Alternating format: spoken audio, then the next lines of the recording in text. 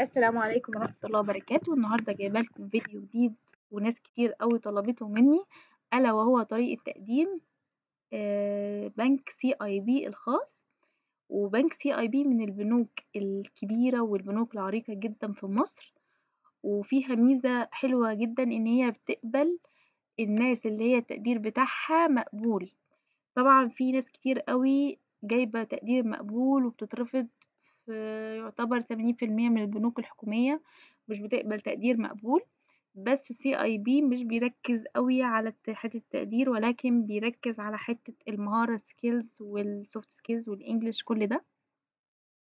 فموضوع ان هو البنك بيقبل حد تقديره مقبول دي مهمة جدا، ونركز على البنك ده بحيث ان احنا نقدم بطريقة صح ويبقى لينا الأولوية في إن احنا نتقبل. فتعالوا بينا كده نشوف طريقة التقديم خطوة بخطوة. ولو في حد مش ناوي يقدم دلوقتي يجيب ورقة وقلم ويكتب ورايا الخطوات، ولو انت فاتح دلوقتي اصلا الابليكيشن ومش عارف تقدم ازاي تعالى امشي معايا خطوة بخطوة. تعالوا كده نفتح الموقع بتاع البنك. اول حاجة جايبها لكم من A to Z. اول حاجة هتكتب في السيرش زي ما انا كاتبة كده CIB careers، هيفتح لك اول موقع. بسم الله الرحمن الرحيم كده هتلاقيه اول حاجة. هنضغط على الموقع ده اللي هو بتاع البنك الرسمي، فهو كده هيدخلني على الموقع الرسمي بتاع البنك. انا لو حابب اشتغل اكمل عربي هضغط هنا العربية، هيقلب لي بقى الموقع كله بالعربي واتعامل عادي جدا. تمام. بس انا بصراحة شايفة ان انا حابة اتعامل مثلا باللغة اللي هي الانجليش. تمام. اول حاجة هفتحها هيجيب لي مربع كده هيقول لي apply now، هدوس عليه هيفتح لي بقى ايه كل الوظائف المتاحة عندي. هو البنك هنا مش التقديم بتاعه مش شبه البنك الاهلي. البنك الاهلي انت بتملى فورم وبتقول انت عايز تشتغل ايه وهتشتغل فين، وهو لما بيبقى فيه فرصة متاحة بيبعت لك على طول. اما ده بيجيب لك العكس، بيجيب لك الفرص المتاحة وبيقول لك فين، وانت بتشوف هل ده بالنسبة لك هيبقى كويس، هتعرف تروح مثلا المحافظة دي او هتقدم نفس الوظيفة دي. تمام، فانت بتقدم. تعال بقى نشوف الطريقة ان احنا ازاي نجيب الوظائف المتاحة في المكان بتاعي. تمام. هنفتح، تعالوا كده نشوف لو احنا مثلا هندور بالمحافظة بتاعتنا نشوف ايه الحاجات المتاحة، ايه الوظائف المتاحة. تمام. هو هنا من على الجنب هنا بيقولي ايه الوظائف المتاحة في كل محافظة. هو حاليا متاح ايه؟ متاح في الجيزة 108 فرصة، وفي كايرو 27، في ألكسندريا 3، وفي المنوفية 3، وفي الشرقية 3 وظائف. تمام. وهنا في اللوكيشن في السمارت فاليج عايز 66 موظف، وفي السمارت فاليج هنا عايز 18. تمام. وهنا جايب لي بقى كل مكان عايز قد ايه الفروع. تمام. هدور اشوف ايه اقرب مكان ليا. انا مثلا لو المحافظه بتاعتي مش متاح فيها حاليا، فانا بشوف اقرب محافظه انا ممكن اقدم عليها وبقدم، وان شاء الله لو ليا نصيب واتقبلت فبعد كده بيبقى ليا فرصه ان انا احول في اقرب فرع ليا. تعالوا ندور كده ايه الوظائف المتاحه. هو بيبقى كاتب لي هو هنا عايز strategy development. تمام. في ايجيبت الجيزه. تمام. هنزل شويه هو هنا عايز payroll بيرسونال بانكر. فين بقى؟ في ايجيبت في الشرقية. وهنا عايز في دمياط تيلر. تمام. في دمياط برانش. هنا عايز بيرسونال بانكر في ايجيبت الشرقية. هنا عايز بيرول بيرسونال بانكر شبين الكوم. وفي برضو ايجيبت ريد سي غردقة برانش. هنا محتاج برضو في الريد سي في الغردقة، فدي ممكن تبقى فرصة كويسة للناس اللي هم ساكنين في قنا والأقصر وأسوان. بالنسبة لهم الجيزة بعيدة، فانت ممكن تقدم على الغردقة. فانا هاخد الوظيفة دي كمثال وهنقدم عليها ووريكم ازاي نعمل الفورم، نملى الفورم خطوة بخطوة. تعالوا ندخل هنا نعمل ابلاي.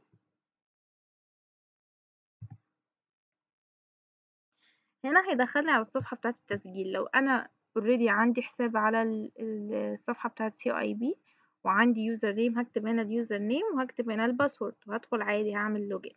لو انا عامل يوزر وعندي يوزر باسورد بس من بدري قوي وانا ناسيهم، فانا هعمل فورجيت الاول يوزر نيم، هيبعت لي اليوزر نيم على الميل، وبعد كده هعمل فورجيت باسورد ويجي لي برده الباسورد على الميل.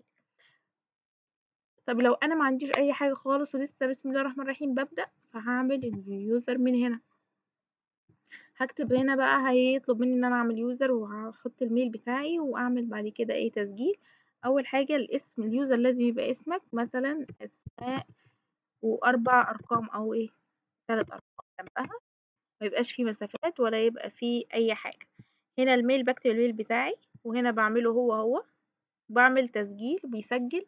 لو انت مسجل الميل بتاعك على جوجل ففي طريقه اسهل، انت تضغط من هنا تسجيل جوجل، بتضغط بيجيب لك الميل وبتعمل تسجيل بالميل وبيدخلك على طول من غير ما تعمل كل ده. تمام. هرجع انا بس تاني. ماشي، دي احنا خلصناها. انا هسجل طبعا، انا عندي حساب فانا هسجل على طول. اول لما بسجل او بحط اليوزر بتاعه والباسورد وبدخل بيفتح لي الصفحة دي كده اول صفحة. تمام. وبيبقى جايب لي ان انت بتعمل ابلاي على ايه الوظيفة. طبعا احنا قلنا هناخد اللي هي الوظيفة بتاعت بيرسونال بيرول بيرسونال بانكر دي كمثال. فهو هنا بيقول لك ان انت هتقدم على وظيفة بيرول بيرسونال بانكر في شبين الكوم، او اللي هو العنوان بيبقى مكتوب. تمام. اول خطوة خالص هنبدأ نحط البيرسونال انفورميشن. تمام. هندخل البيانات بتاعتنا بالشكل ده هنا في المربعات دي كلها. بس في خطوة كده مهمة عايزة اوضحها واقول لك عليها، تبقى ايه قبل البيرسونال انفورميشن. بتضغط هنا قبل ابلود، بتابلود السي في بتاعك هنا في اول صفحة. تمام. بتقول له هنا انا بقول له I don't want upload resume، انا مش عايزة ارفع السي في بتاعي وانا هاملة البيانات بتاعتي step by step. لو انت كسلان وعامل سي في وفي في بيانات انت عايز تدخلها وفي بيانات لا انت عايزه تتملي زي اسمك والحاجات الاساسيه دي كلها هتتملي، هو الويب سايت هياخدها من السي في اوتوماتيك ويملى كل المربعات دي وهيختصر عليك شوط طويل قوي. فهنبدا، فهو هنا هيختصر عليا شوط طويل قوي، فانا هختار من هنا السي في بتاعي وهو هيملى لي بقى حاجات كتير زي العنوان، زي الاسم، زي الاكسبيرينس، كل دي بياخدها كوبي بيست وبيملى لك وبيختصر عليك ان انت تملى الفورم. فانا مش حابه اعمل ده عشان حابه اوريكم الخطوات ستيب باي ستيب، بس انتوا لو عايزين تجربوها مع نفسكم جربوها. تمام. هدخل هنا على البيرسونال انفورميشن على طول. تمام. فتعالوا احنا هنملى البيانات بتاعتنا ستيب باي ستيب. اول حاجه من فوق هنا بيقول لك how did you know about us، ازاي عرفت عن سي اي بي او الوظائف بتاعته. فهنختار اي حاجه من دول، هختار مثلا سي اي بي ويب سايت، وهنختار هنا هنمشي احنا صف صف افقي. تمام. نملى البيانات بتاعتنا. اول حاجه هنا هو عايز منك الفيرست نيم بتاعك بالانجلش، واللاست نيم هنا هنكتب اسم الاب واسم الجد في خانه واحده. فاحنا الخانه دي هنكتب فيها الاسم الاب واسم الجد. هنا بقى هو عايز ايه؟ عايز الفول نيم in Arabic زي ما هو في البطاقة بالظبط. هنقف هنا كده علامة الاستفهام، هيشرح لي بقى هو عايز ايه بالظبط. هو بيقول لي عايز full name in Arabic the same as national ID، زي ما في الاي دي بالظبط، زي ما في الرقم القومي عندك او في البطاقة. فانت تكتب هنا اسمك زي ما هو في البطاقة بالظبط بالعربي. تحت هنا بقى full name in English، نقف هنا علامة استفهام as the same as national ID زي ما هو في الرقم القومي برضه في البطاقة. فهنا هنكتب الاسم كامل بالعربي وهنا الاسم كامل بالانجلش. تعالوا ننزل تحت شوية نشوف هو عايز ايه. هو عايز هنا الناشونال اي دي الرقم القومي بتاعي اللي هو ال14 رقم من الشمال لليمين، هنكتبهم في المربع ده. هنا هنكتب هو عايز الناشونال اي دي issuance date. ايه هو الissuance date؟ تعالوا كده هنا التاريخ عندي اللي هو عايزه الissuance date اهو، بيبقى هنا فوق اللي هو تاريخ اصدار البطاقة. تمام كده عرفنا ايه الissuance date. هنكتبه هنا في الحتة دي.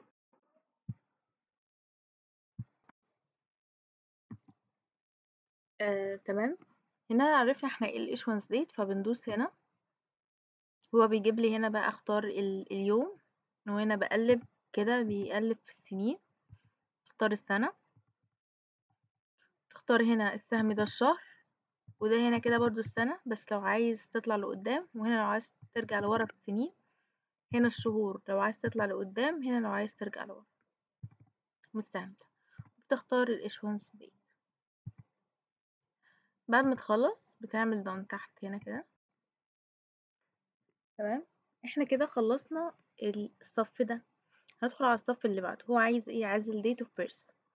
اول حاجة تختار الشهر اللي انت اتولدت فيه هنا، واليوم، وهنا السنة.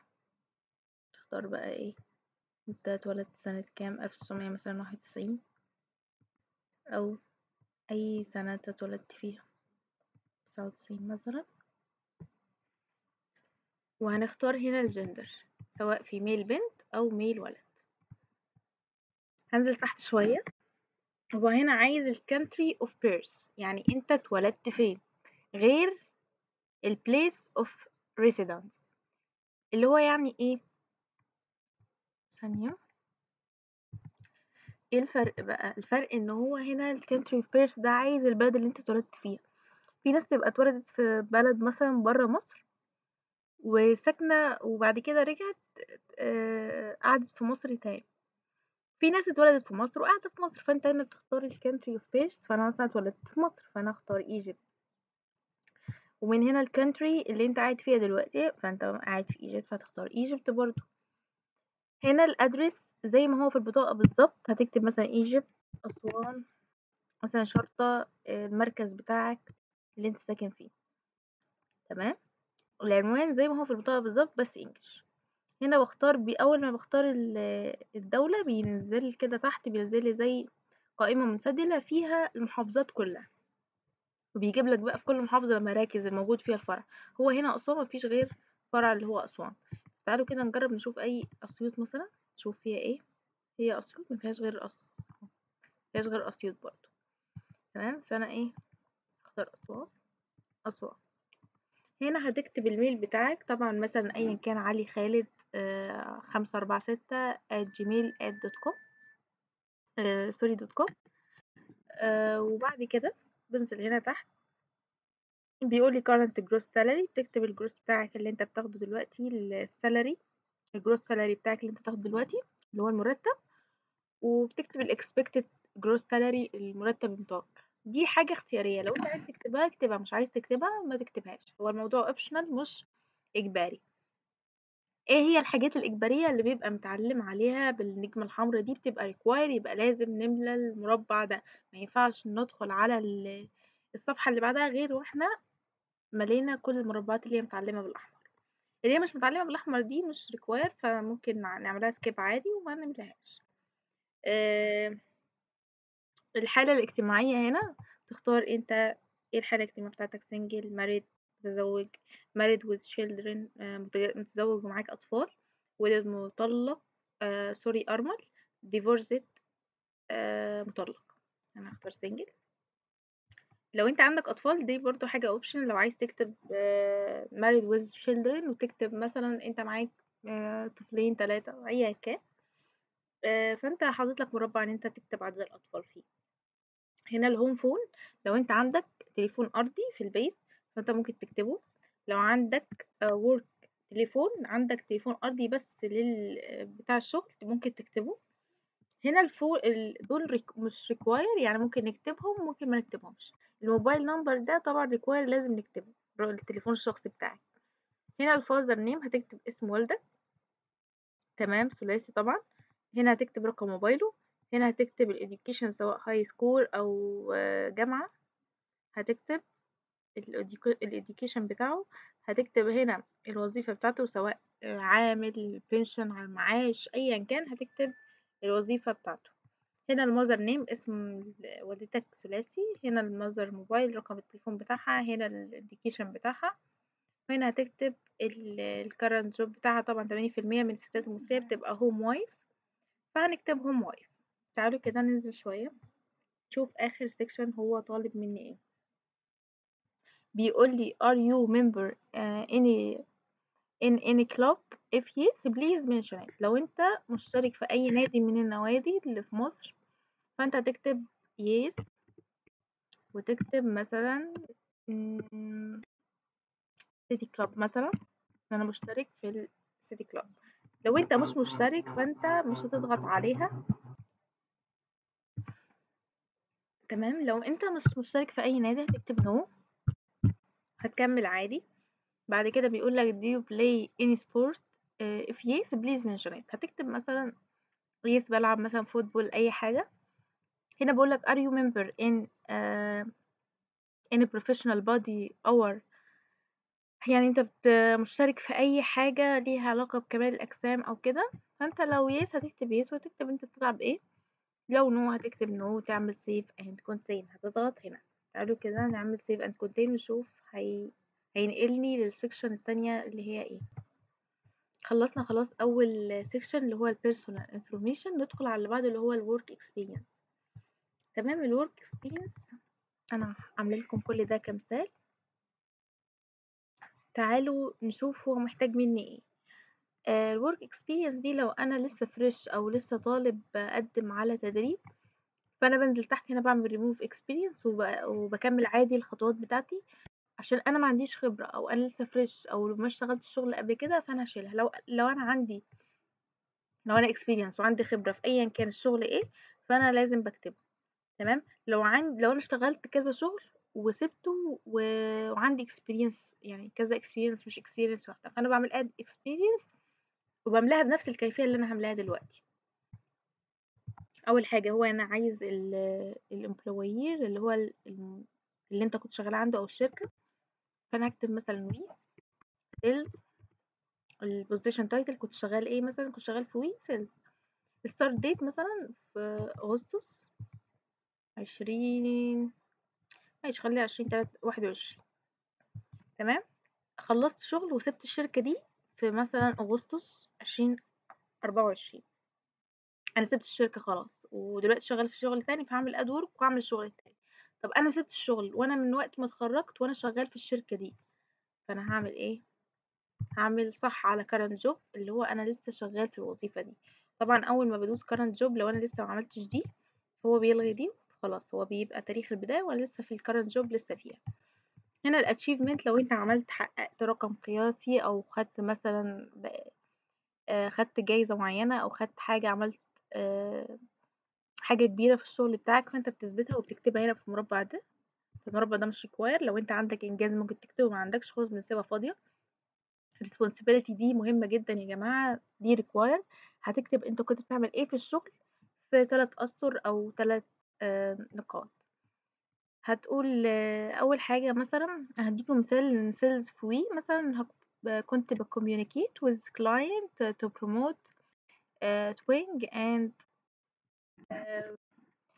roadside assistance service. تمام، ان انا كنت بتواصل مع العملاء وبسلس عليهم طبعا كل الكلام ده، وبأتشيف my sales target وبأبديت customer record.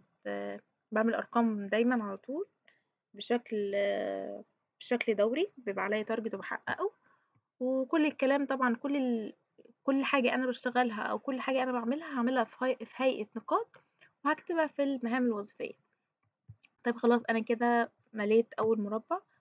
وعندي خبرة تانية طبعا زي ما قلنا هنعمل add experience ونحطها بنفس الكيفية دي. خلاص خلصت، هاعمل save and continue.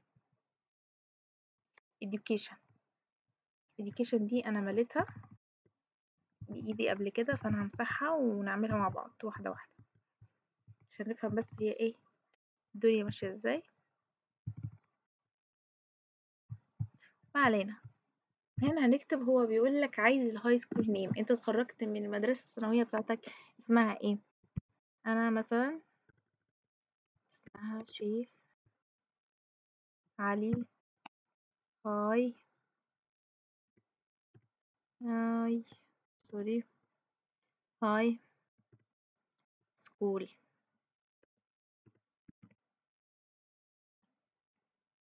تمام. هنا بيقول لك انت كنت جايب كام في المدرسة. في ناس كتير قوي مش فاكرة كانت جايبة كام، فهو الموضوع اوبشنال مش ريكواير، فاحنا ممكن نسيبه.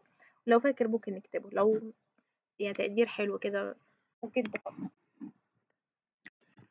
لو في الهاي سكول graduation year، يبقى انت اتخرجت امتى، يعني امتى كانت اخر سنة في الثانوية العامة اللي هي اول سنة كنت بتقدم فيها للكلية.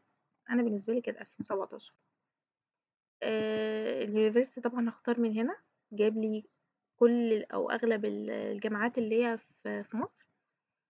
تمام. واختار لو انا الجامعة بتاعتي مش موجودة وسط دول، فانا بعمل اذر، بختار اذر، وبكتب هنا في المربع اسم الجامعة بتاعتي. لا انا الجامعة بتاعتي موجودة اهو، فانا اختار الجامعة بتاعتي عادي جدا، وهنزل اكمل باقي البيانات بتاعتي.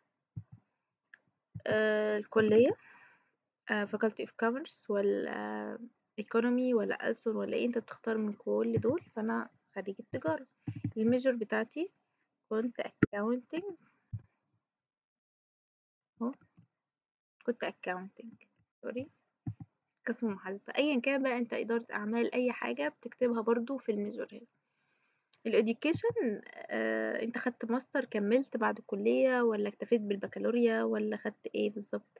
فانت لو واخد دراسات عليا او اي حاجة وكملت اي حاجة بعد الكلية فانت بتختارها.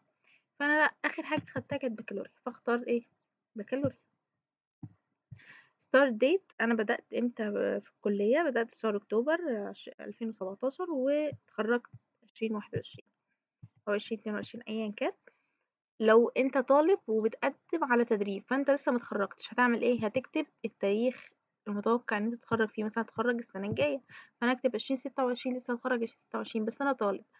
الجرادويشن هتكتب هنا ده مقبول، جيد، جيد جدا، excellent. فانت هتكتب واخد ايه، مثلا very good. لو انت طالب فانت بالنسبة لك هتكتب تقدير السنة اللي فاتت اخر سنة. هنا هتكتب طبعا النسبة. خلاص خلصنا، فهنعمل save and continue.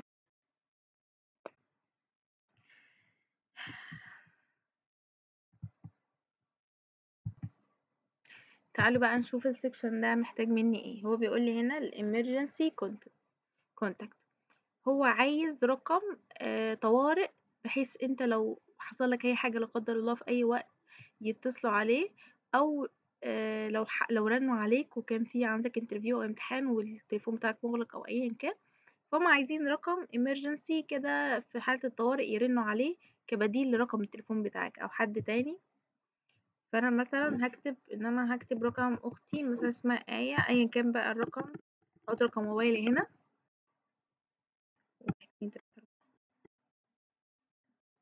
مش عايزة اكتب رقم تليفون حقيقي عشان ده ضد سياسة يوتيوب. فهنا هنكتب، هختار مثلا العلاقة بيني وبين اللي انا كاتبة رقمه ده مثلا سيستر اختي. تمام. خلاص هعمل سيف اند كونتينيو. هيدخلني على الريفرنس. ايه هي الريفرنس؟ ريفرنس هي بيانات حد اشتغلت معاه قبل كده. ضروري ضروري ضروري يا جماعة نكتب اسم مدير احنا اشتغلنا معاه بيتقي ربنا، وعشان اوقات كتير بيرنوا بياخدوا فيدباك عنك من مديرك القديم او ايا كان مين اللي كنت اشتغلت معاه، مديرك او مشرفك او اي حاجة. فانت لازم بتكتب ريفرنس. تمام. بتكتب مثلا المدير بتاعك، المشرف بتاعك، حد اشتغلت معاه. ممكن كمان هو هنا بيقول لك family members، ممكن تكتب حد من العيلة بتاعتك. تمام. تختار حد من العيلة بتاعتك كمان تحطه ريفرنس. فانت هنا ممكن تحط الريفرنس ده اللي هو اللازم اللي بيبقى ريكواير. تحط مثلا المانجر نيم مثلا سامي مثلا، المانجر بتاعي اسمه سامي مثلا. current position هو مانجر والشركة وموبايل. تمام. انا كده كتبت المانجر بتاعي في الشغل، الايميل ادرس بتاعه لو معاك الايميل ادرس.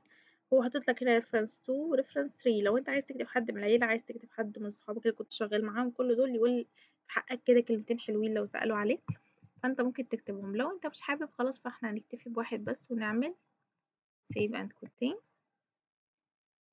بعد كده هو هنا في general question، دي بتبقى خاصة بالبنك، زي استعلام كده عنك، فانت هتشوف هو محتاج منك ايه. تعالوا كده نقرا سوا ونشوف هو محتاج ايه. هو بيقول لي هنا are you currently or planning تخطط to be member any commercial activity. انت دلوقتي member عضو في نشاط تجاري او شركة او ايا كان او متطوع او بتخطط ان انت تبقى بعدين عضو في شركة. هنا بقى بيوضح لك تحت بيقولك أقر أنا موقع أدنى أن لست مساهما أو شريكا في أي شركة من الشركات المساهمة أو شركات الأشخاص، وكذلك لأي من الشركات التي تقوم بنشاط منافس للبنك، وأنا لست عضوا في مجلس إدارة أي شركة مساهمة سواء عن نفسي أو بصفتي وكيلا على الغير. كما أني أقر بعدم القيام بأي من الأعمال أو الأنشطة المشار إليها أو أي عمل من أعمال الإدارة أو أعمال تنفيذية أخرى في شركات أو منشأة أخرى أيا كان شكلها القانوني أو بصفتي الشخصية طوال فترة عملي في بنك. ده قانون في البنك ان انت ما ينفعش تبقى شغال في البنك وتشتغل حاجة تانية او حتى متطوع. فهو ده بيبقى بمثابة اقرار ان انت بتوافق، بتقول انا فعلا ما بشتغلش، وبتوثق ده. هنا لو انت بتشتغل فانت هتقول انا كنت بشتغل او اشتغلت مثلا، وتقول سبب ان انا سيبته او ايا كان. الاغلب طبعا هختار نو. هنزل تحت شوية. تمام. هنا بيقول لي did you conduct any assessment او interview process before NCIB. بيسألك لو انت عملت interview في اي بنك تاني او دخلت process امتحان او عديت او ماشي في process ان انت تتعين في بنك تاني. فانت لو هتكتب yes وهتكتب البنك مثلا انا ماشي في process بنك كذا او كنت متعين في بنك كذا، فهتكتبها هنا. لو نو هنكتب نو. هننزل تحت شوية. هنا بيقول لي do you have any health condition or physical disability. لو انت عندك مشكلة صحية بتعاني من مرض مزمن اي حاجة هتعمل yes وتكتب نوع المرض. او حتى لو انت عندك مشكلة، عندك disability قدرات خاصة او عندك مشكلة، فانت هتكتبها مثلا بتعاني من disability، عندك إعاقة أو أي حاجة، فهتكتب نوع الإعاقة هنا في المربع ده. ودي مش حاجة وحشة، بالعكس البنك بيبقى حاطط كده نسبة معينة للناس اللي هم ال5% إن هم يتعينوا، فأنت هتكتب أنت عندك إيه أو بتعاني من إيه. لو أنت ما عندكش حاجة هنكتب no. Do you have any relative in CIB till the fourth degree. هل عندك حد من القرايب لحد الدرجة الرابعة شغال في CIB. هو كاتب لك هنا الدرجة طبعا الأولى الأب والأم والأبناء، الدرجة التانية الإخوة والأخوات، الدرجة التالتة العم والخال، الدرجة الرابعة أبناء العم وأبناء الخال. كل ده لو أنت عندك حد قريبك في CIB فأنت بتكتب يس وبتكتب هنا في المربع الاسم بتاعه والبوزيشن بتاعه والتايتل والبرانش شغال في ايه ويقرب لك ايه بالظبط. لو ما عندكش حد تكتب نو. هنعمل save and contain. certificate and license. تمام. لو انت عندك شهادات، واخد CMA، واخد اي شهادة معتمدة، فانت هنضيفها هنا. هنعمل select ومثلا هنبحث. انا خدت مثلا CMA، هعمل CMA refresh واختار من هنا انا واخد CMA مثلا دي في الاكاونتنج مثلا، وهختارها. كمان هنا هيطلب مني الاشوانس اخدتها منين، والاي دي. اي شهاده بتبقى معتمده بيبقى ليها نمبر او اي دي، هنكتبه هنا. بعد كده هنعمل سيف اند كونتين. لو انا ما عنديش بسيبها فاضيه، هو الموضوع اوبشنال مش اجباري. تمام. هنا الفايل اتاتشمنت ده مهم جدا. هنا بيقول لي هو عايز مني ارفع ايه. اول حاجه هرفع الCV بتاعي، تاني حاجه هرفع الناشونال اي دي فرونت وباك سايد، الوش وظهر، والجرادويشن سيرتيفيكت ده بالنسبه للناس المتخرجه، وافاده لو انت طالب وبتقدم على تدريب، والمالتري سيرتيفيكت الشهاده بتاعه الخدمه العامه للبنات او شهاده الجيش للولاد. دول اهم 4 اتاتشمنت لازم نرفعهم. هقول لك ازاي الطريقه ترفعها. هتعمل تشوز فايل، ننزل تحت مثلا نرفع له اي صوره. مثلا هرفع الصوره دي، هكتب ان هي دي الCV بتاعي او الاي دي ايا كان. اعمل اتاتشمنت. تمام، هنزل تحت كده. هو طبعا بيقول ان هو الحجم بتاع الصورة كبير، فايا كان هتلاقيه نزلت تحت، لو هي مناسبة هتلاقيها نزلت تحت هنا في المربع ده. تمام، وهتلاقيها تمام هي نزلت كده. ده بالنسبة للاتاتشمنت، هترفعهم بنفس الكيفية وهتلاقيهم كلهم نزلوا. اخر حاجة بقى هنعمل save and contain. في حاجة كده قبل اخر خطوة، وهنا بيقول لي في مشكلة في الفايل اللي انا رفعته. you must select at least one. اوكي، وهنا بيقول لي لازم اختار هنا واختار هنا. تمام، هعمل save and contain. هنا بيقول لك information validate declaration. تمام، ده بالنسبة بمثابة توقيع ان انت تمام بتأكد كل البيانات اللي انت كتبتها وخلاص موافق على زي السياسات وكل حاجة انت ايه عملتها في الفورم دي. فانت هنا بتأكد كل ده ازاي؟ ان انت بتكتب اسمك فول نيم، يور فول نيم زي ما هو في الرقم القومي بالظبط رباعي. مثلا اسماء أحمد علي مثلا، يس. هعمل save and contain. هيدخلني بقى على اخر مرحلة الا وهي الريفيو اند سبميت. ريفيو ده بيقول لك كل الابلكيشن اللي انت مليتها، اسمك، ساكن فين، كل الحاجات اللي احنا مليناها والسيرتيفيكت بتاعتك، كل حاجة، وتبص عليها كده وتأكد. شوف انت لو عامل حاجة غلط ممكن ترجع تعدل عليها. لو تمام فانت بتعمل سبميت، بتلاقيها اخر صفحة كده جنب سيف اند كونتين وسيف اند درافت، كل ده بتعمل سبميت. وكده تبقى الابلكيشن بتاعتك خلاص بقت كاملة ويعتبر كده مليت الفورم بطريقة صحيحة. لو في اي ابديت جديد او في اي حاجة بتدخل تعمل تعديل وبترفع الابديت بتاعك. ولو انت دخلت برضه تدخل كل شوية تشوف ايه هي الوظائف المتاحة وتقدم عليها. قدم دايما، يعني مش خلاص تدخل تقدم على وظيفة واحدة وتستنى، لا قدم في البنك ده وقدم في بنوك تانية وحاول هنا وهنا وهنا لحد ما ربنا يكرمك ويتقبل في وظيفة من الوظائف اللي انت بتقدم فيها. طبعا ده بالنسبة كده لكل حاجة بالنسبة لتقديم البنك CIB. لو في حد محتاج اي سؤال او انا اي حاجة وقعت مني في النص كده ومحتاج توضيح ليها، اكتبولي في الكومنت وانا ان شاء الله هرد على كل الكومنت. ولو في حاجة تستدعي ان انا اعمل فيديو جديد هعمل فيديو عليها.